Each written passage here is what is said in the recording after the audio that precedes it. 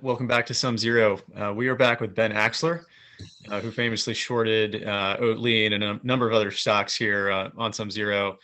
Today we're going to talk about a company that is based in Texas, but actually runs most of their operations out of the Philippines.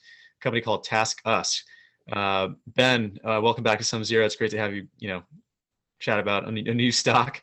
Tell us about TaskUs. I know. You're obviously short the name, and there's been a lot of reaction to your recent report, discussing the short. But how did it hit your radar? And we can dive in from there. Yeah, no, look, I think we're in a unique period where you really got to do your work on the short side and alongside know what you own. But now, obviously, some of the monetary policy of the Fed is changing, and so it's a good time to look at the recent vintage 2021 IPOs, and that's what TaskUs is. It's actually a company that filed to go public in late 2020 and took until about mid-year to come public. And you really have to pay attention to a lot of the SEC comments, and that's what we did, look very carefully at the SEC comment letters and questions and various iterations of the IPO prospectus for TaskUs. TaskUs being promoted and backed by Blackstone. What they are is a business process outsourcing company. I think where they got a lot of the tailwinds and promotion around their tethering and tying to the digital economy. They have marquee customers such as Facebook, Netflix, Zoom. In the past they've done business with Tinder, and so a lot of their growth is tied to this movement and growth in social media, digital economy, and the need for those clients to outsource certain parts of their business. And I think what we tried to do with our report is to unravel what is the promotion, what is the reality, and or what is the exaggeration and embellishment. And I think what we come away with and conclusions are is that the CEO, one of the co-founders, sort of has a history of embellishing details, and number two, through various iterations of the business model and also the SEC documents and disclosures, we find a pattern of overstatement of the business, revenue, workforce, but also, and a key part that we can talk about is the attrition claims, because the business process outsourcing business is highly dependent on recruiting employees to do work, recruit them to do tasks such as answer phone messages, respond to chats for customer service, moderate content. These could be $15 or $20 an hour jobs. So recruiting, retaining these people is an important element of the business. And one big area we think that the company is falling short on is their recruitment and understating their attrition. So well, let's start with the CEO. I was watching an interview that he did. It seems at a high level, he does check a lot of boxes in terms of he uses a lot of buzzwords that, he talked about how he wanted to have a career where he could travel, and, him and his partner discovered the Philippines. And he was talking about the culture in the Philippines as being, great for BPO, and because people are friendly and hardworking and all that, which very well may be true. And he's talking about being kind of like a BPO 2.0 or a kind of the new tier of BPO. I normally think of BPO as something that people rely on in Infosys or some of these companies in India for. What's sort of the general what is the real point of differentiation between TaskUs as a BPO provider versus any of the other, and there are many of them, any of these other BPO services?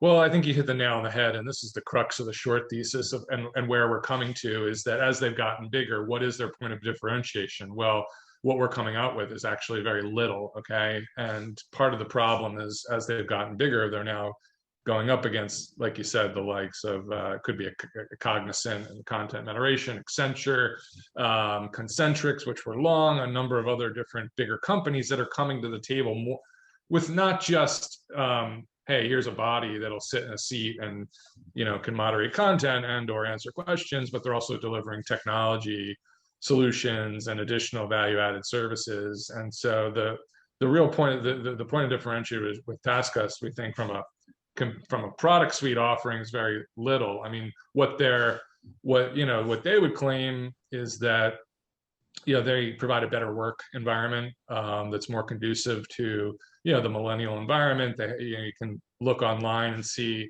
what their office space looks like. It's fun. They've got lots of gadgets, games, free lunches.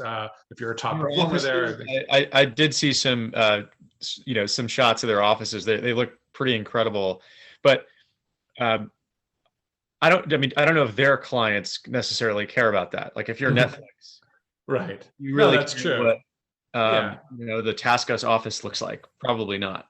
Right. Well, I mean, again, these are points of differentiation from a culture of why they talk about, if you read the prospectus, they say, our culture is a competitive advantage. I can't tell you how many times I've read that in a prospectus, but then, when you dig in and look at, again, how they define, one of our points of contention is how they define attrition. They define it for employees that have been there over 180 days, which seems kind of arbitrary. And, as we conducted our research and talked to people knowledgeable about this, I said, well, a lot of the turnover happens in the first 30 or 90 days, right? And so why is 180 days relevant? And if you look carefully at the prospectus, at one point they disclosed the amount of employee additions they had. And, using employee addition, if you know the beginning amount of employees, the additions, the ending amount of employees, you can sort of imply what the attrition is. And we're coming out with attrition, in the 46+% range, which is above industry average. The industry benchmark roughly is around 30%. They're obviously claiming they're below, industry average. So they make it difficult for investors to determine what is the true attrition. They left some clues. I was watching an interview where he claimed that their attrition was in the high 30s, but that the industry average was actually 80%, which seemed incredibly high. And I was wondering if there was any factual basis to that. Yeah, it's all over the map. I mean, 30 has been the benchmark, but then I've heard, 100, it could be 100.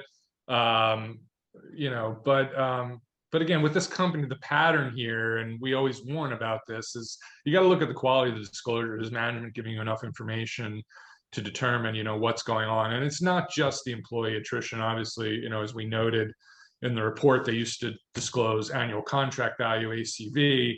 That was a metric which was retracted during the IPO process. They changed the definition of what does it mean to win a client.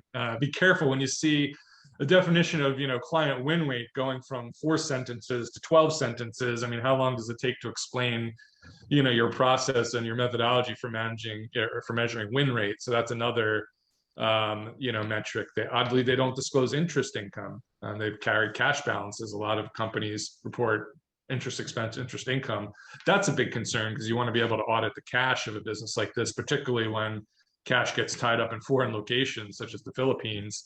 And then there's a couple other big things which we point to is for a business like this, what we're focused on is what is your unit economic per labor, right? Because they're really in the labor supply business. So we look at what's your average or what's their average revenue per employee and what's their average cost per employee, and look at the margin. And curiously, what we find is that over time, the average revenue per employee has been sort of down to flat, and their cost per employee has been rising. So we think they're, undergoing a margin squeeze, and we can talk, more about, evidence we see there. Yeah, let's do that. Just if you can give a snapshot of their kind of basic financial situation, I think that'd be helpful. Yeah, so I mean, a big problem that we see going on here is the Facebook business. Facebook is call it a 28% customer. They're doing some different stuff for them, but we think one of the bigger businesses is content moderation, and this is obviously looking at what people are posting on Facebook and either flagging it or pulling it down if it doesn't meet their Facebook's posting standards. It could be YouTube, TikTok, etc. And again, looking at the unit economics there, they used to disclose the amount of frontline employees they had dedicated to this business. They obviously disclosed the content revenue and the revenue per employee is going down. So it looks like they're having to add, for whatever reason, more labor, but getting less of a value out of it from the client. And then looking more carefully, obviously, at Facebook, what we see is the receivables that have been booked to Facebook have been rising, and they rose very materially in the last quarter. I think about 80% of the receivables alone were tied to Facebook, and yet the CFO is now talking about having to implement new cash collection systems because of new client wins. Well, wait a sec. Your 80% of your receivable growth was tied to Facebook. Why are you talking about new client wins as driving your DSOs higher? So there's definitely something brewing behind the system, behind the scenes there. It could be Facebook consolidating vendors. They use a dozen or so or more different content moderators. They could be consolidating it. They could be bringing it in-house. And I think the big risk for a business like this is, they're developing their own AI, artificial intelligence, to moderate their own content. And so the better they get at that, why do they need, human labor, obviously, to do it if they can, automate that internally? So there's those bigger, existential risks to this business that we see. What do you think is the most likely reason for receivables coming from Facebook being delayed or increasing as they have been? Well, it could be a change of terms in the contract. The company doesn't disclose the nature of the Facebook contract. That was a big point we raised. The SEC asked them, hey, are you going to file these agreements? And they pushed back, citing some, SEC language about and claiming it's not a material contract. So we don't really know. We think it's a fixed price contract. The CEO made a comment saying that some of the larger customers are on fixed price. What does that mean? Obviously, it means, if they're having to if Facebook's requiring them to add more people to moderate the content, then they could have to be absorbing that cost. We also know that wages are rising. That's kind of a global phenomenon, not just in the Philippines, but in India, across the board. So we think the margins are coming down, and there could be some dispute between the company and Facebook. We don't know. There could be some changes in the terms. We don't know exactly, but that's why we put out this report, and we're trying to get management to explain, hey, what's going on here? Because we see classic signs of financial strain, in your business, and you're not adequately disclosing what's going on here. What's the is the company EBITDA positive at this point, or? They are EBITDA positive, but we think the EBITDA has gone the wrong way. It's management has talked and then slowly guided down the EBITDA margin, but I think they've also said, oh well, it's a temporary thing, and we're hopeful that that margins are going to grow, in 2023. And we're skeptical of that. Obviously, we've talked to some former employees. We've kind of seen the guidance range for the EBITDA margin widen. We see the strain in the Facebook business. So again, we think sort of the fundamental problem here is that the business, they're coming up against bigger guys, bigger players in the space that can probably price more competitively and/or bring more solutions to the table for the clients. And so the key theme and where we think they're going to fall short is on margin. Not necessarily finding revenues, easy, but they're going to have to compete harder for that revenue. So I think investors really need to if they're going to buy into the story here, they really got to get comfort that management can deliver margin expansion, and we think they're going to fall short. You mentioned in the report, at least, a number of embellishments made by the CEO. Can you walk us through those?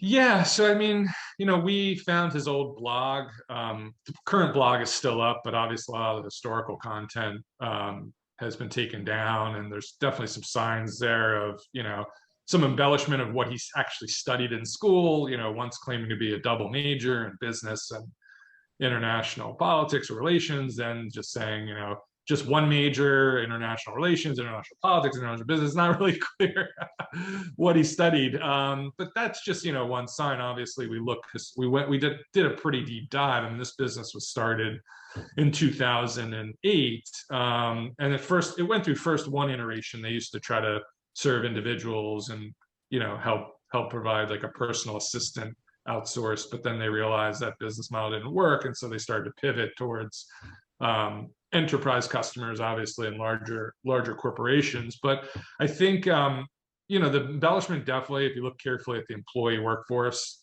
I think that's one key area that we definitely see signs of a pattern of them overstating what or making conflicting statements around the real size of the workforce. And then also the office locations. There was some mentions historically about how many offices they had, how many countries they were in, et cetera.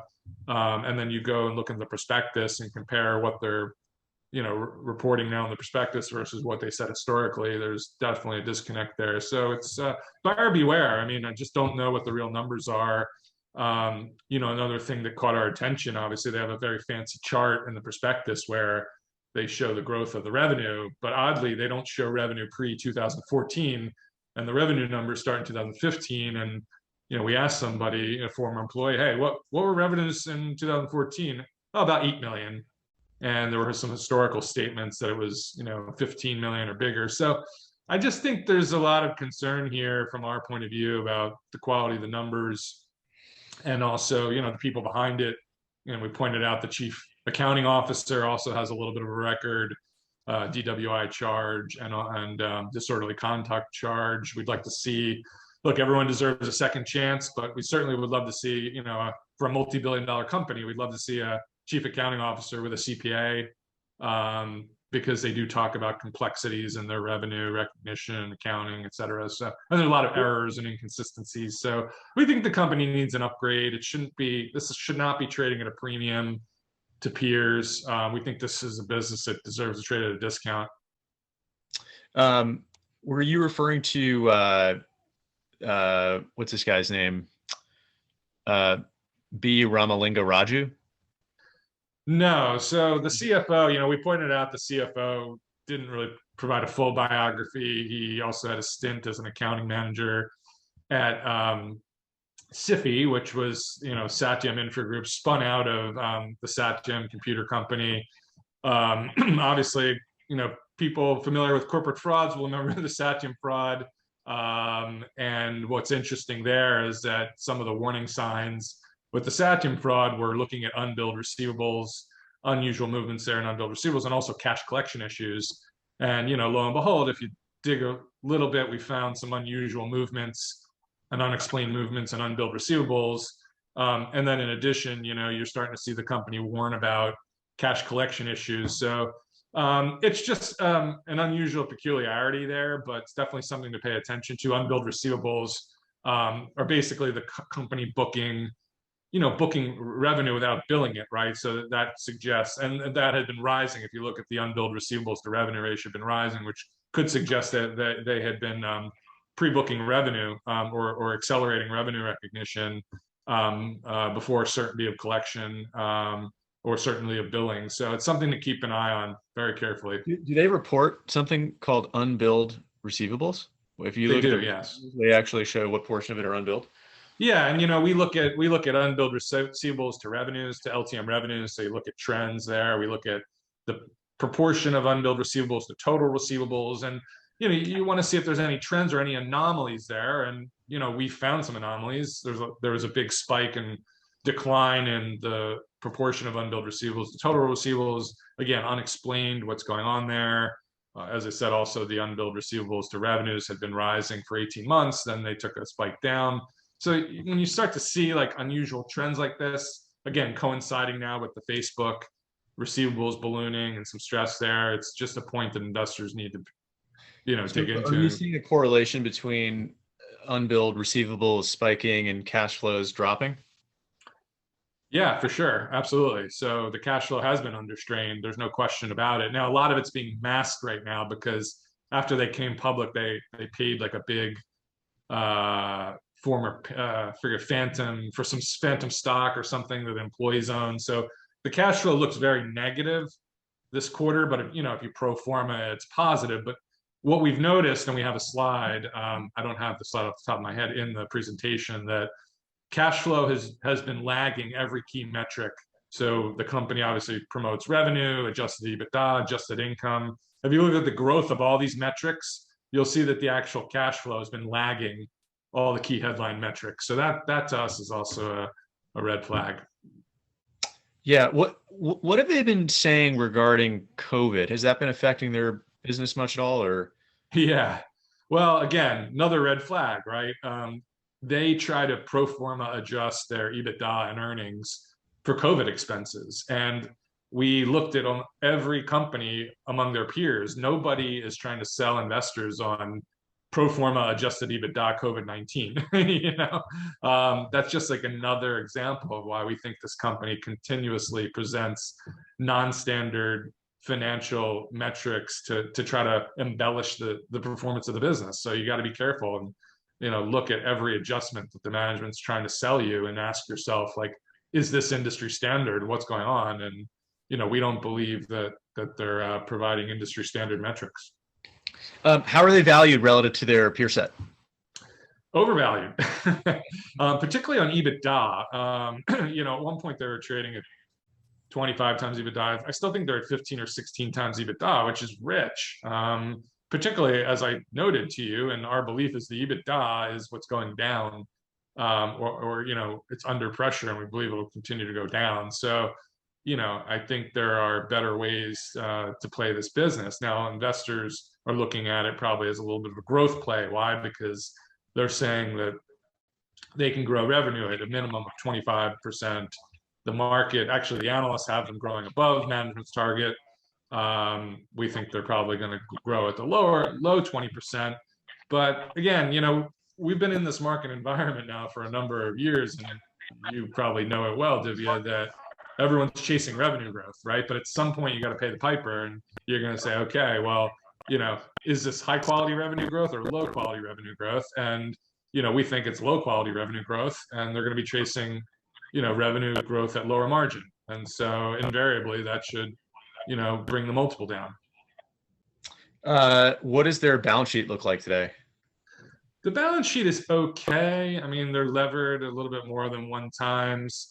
We would prefer if they disclosed the composition of the cash. Again, they do business, and a lot of their employees are in the Philippines and India. So where is the cash, right? I mean, particularly, given inflationary and deflationary big currency moves in places like the Philippines, Philippine peso, like, where is the cash? How much is it restricted, unrestricted? How freely convertible is it between the US and Philippines? They don't disclose all this. And they do have debt. And I would point out that they do have some covenants that step down every year. So although they're currently well within it, I think one of the concerns we have is that they're now talking about acquisitions. So that to us was like a red flag. Here's a business that, again, they were founded in 2008, and we never found any evidence that they've done any acquisitions, and now all of a sudden they're IPOing and saying, hey, we're looking at acquisitions. Well, that to us, is kind of a red flag that some of the organic growth historically that's been sold or been promoted is going to start drying up. So we want to keep an eye on the cash, what they're going to do with the cash. Certainly acquisitions, I think, are in the playbook there, but we think that they would acquire complementary technology solutions, because I think that's kind of where they're lacking. And so that makes sense that they would probably look to, bolt on some solutions to their core offering. Given their size, I mean, I was looking them up. This is about a $2.6 billion enterprise value business, $2.5 billion. Do you see someone else buying them as a risk? Has that been talked about at all?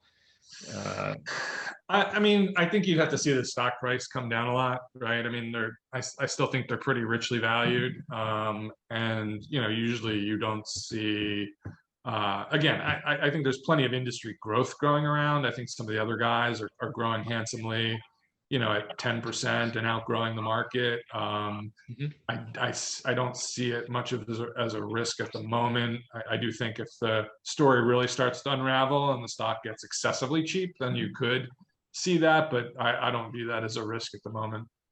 They're too expensive to be acquired now. It sounds like. I think so. I mean, look, I think there's still a lot of hot air that can come out of this story before, someone would really want to take a hard look at it. Yeah. What is your target price on the stock?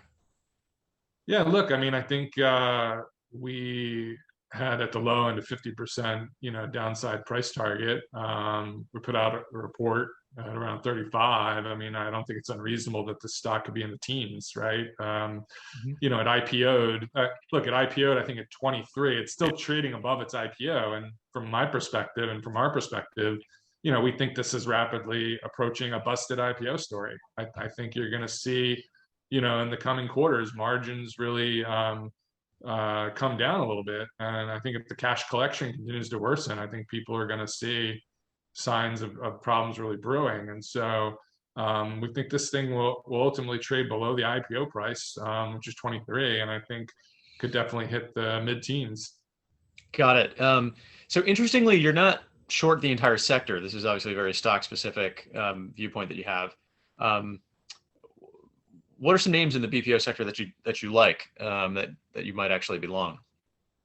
Yeah, so I mean, look, I think as someone thinking about a long short strategy, right? You want to kind of short the overvalued company with poor disclosures that is under financial strain, and what would you want to be long? Well, you'd want to be long a good, undervalued company with a solid balance sheet, prove with a company that has organic growth plus is a proven acquirer, with good capital, allocation policies. And as we research the industry, I mean, look, we don't disagree that there's growth here. I mean, I think that it's very clear that some large tech companies that are nascent and growing are outsourcing some key services that they just don't deem material or efficient to do internally, and that trend's probably gonna grow. And so, we think there's growth in the industry. We think there's a couple companies that are undervalued that TaskUs competes with, that are bigger, more diversified, less customer concentration risk.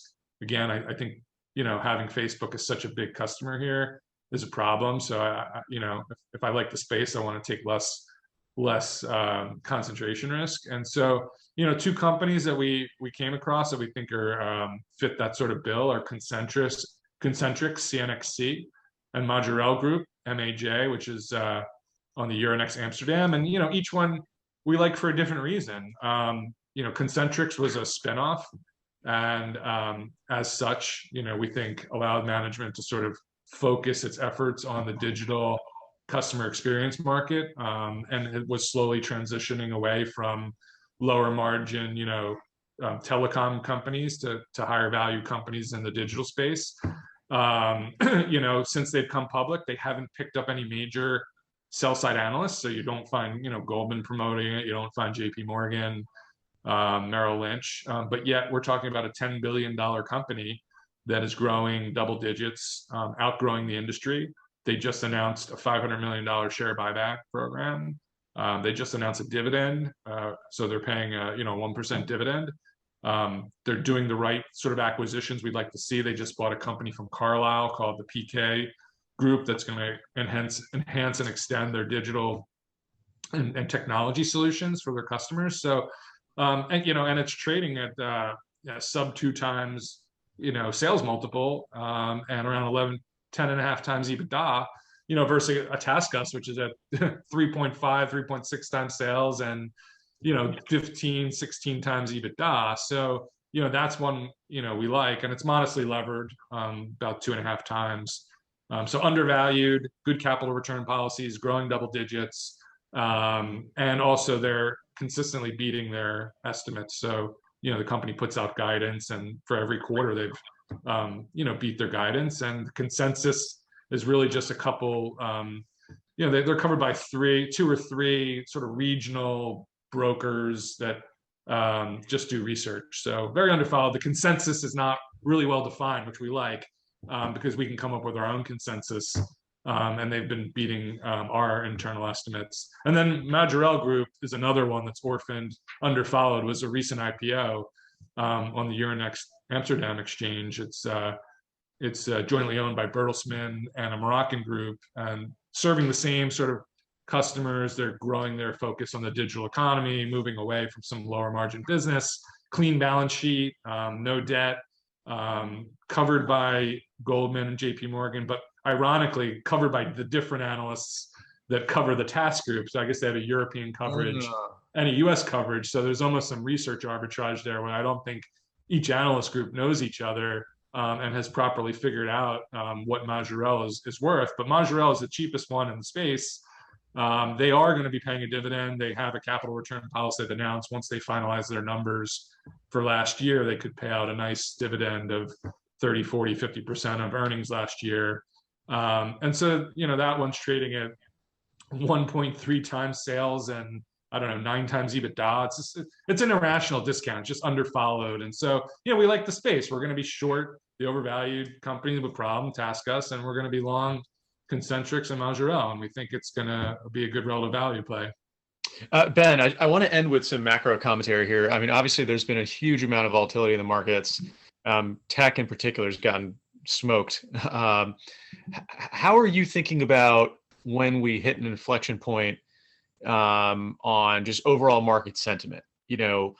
How close are we to a bottom, if you will, if you were a betting man? Well, there's something in the hedge fund industry called style drift, right? So once an activist short seller starts making market predictions about changes in sentiment and when the bottom is probably when my investors will redeem. But look, I've been in the markets for 20 years, and I've seen numerous corrections, and this one, the velocity of it seems like nothing I've seen in recent history, and it's I would say it's has a somewhat a taste of a fundamental slowdown, but a little bit more of a worry about what the Fed's going to do. And I think probably once the Fed clears up its trajectory of rates, we'll probably get some stabilization here in the markets. You probably have some forced selling, deleveraging. I'm hearing anecdotes of funds down, major funds down, multiple percentage points. So I don't know. Like, if I had to hazard a guess, with probably 80% of the correction is done. Maybe to rephrase the question, although that's an interesting response, when do you think you would get more aggressive in terms of deploying capital? When would I mean, I think if I wake up and see like if I see a futures open limit down, I don't think we've seen that yet. I think, in fact, the sell-off has been somewhat orderly, right? We haven't had any major gaps down like we did during COVID, right? And during other periods where literally the futures are down 1,000 points and people are panicking. We haven't seen that yet, and I don't know if it's going to come this time around or not. But if I did see that, I probably would get a little bit more aggressive, and if I were a long looking to put money to work and/or prune back on the shorts. Got it. And how much of a risk do you see the Russia-Ukraine conflict, or is this really all Fed? What's your take on? I mean, I've seen. Look, I don't know why this time around people are thinking war is bearish. I mean, war is always bullish for the market, whether it's the Gulf War or any other war in market history is generally a bullish thing. So, the market always seems fixated on one thing for a period of time. I'm surprised how long the market's been focused on COVID. But whether it's elections or wars or pandemics or explosions or hurricanes or natural disasters, the market always seems to be forward-looking and get past it. So my guess is the Russia-Ukraine thing is a little bit more of a temporary, blip in the long-term horizon of world politics. Cool, man. Well, listen, this is great. It's an interesting time to be investing in the markets for sure. Just given you're a fundamental guy, but now you're going to have to wrestle with a lot of these macro issues like the rest of us. So, but certainly as far as TaskUs goes, I think it's a really interesting story. Just from a technical note, to short TaskUs, like what's the current borrow? What do you think is the best way to go about doing it from a trade standpoint? Well, I'll just say that their lockup period has expired. So, there could be at any point in time a secondary or a big block of stock coming in the market. It's easy to borrow. You should be able to get general collateral rates on it. It's not, we also like it. It's not particularly highly shorted. I mean, obviously, I think where you saw a lot of the mistakes made in the past, year or two in the short market was getting too involved in a highly concentrated short, where the float was too highly shorted. This isn't the case with TaskUs. I think it's under 10% if I had to hazard a guess. So, look, I think the setup is nice here. I think management has to come clean about any pressures it's experiencing, and like I said, ultimately the margins will be under scrutiny. And again, management's already sort of slowly, I would say, talking down margins and widening their margin guidance, but I don't think you've really seen them fully open up the kimono about what the problem is here. And so that's what we're going to be focused on. Ben, this is great. Thanks for the thorough dive into TaskUs and the BPO market and even some of your macro thoughts. Looking forward to having you on again. Sure. My pleasure. Thank you, as always.